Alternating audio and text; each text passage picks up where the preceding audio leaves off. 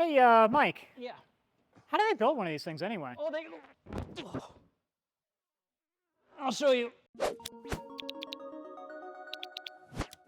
This is the Aiguille rock climbing gym in Central Florida. If you're in the area, I highly recommend checking it out. It's where Ryan and I spend most of our free time instead of working on the lathe.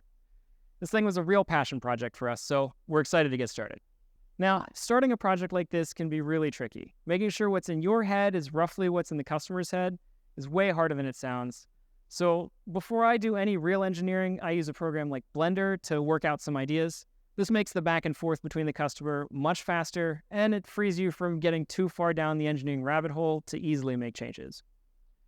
To understand the space and to start laying things out, we used photogrammetry, and we don't have a $100,000 LiDAR rig, so this isn't going to be used for millimeter accuracy, but it does help visualize where things are. It gets you pretty close. Then you switch to CAD.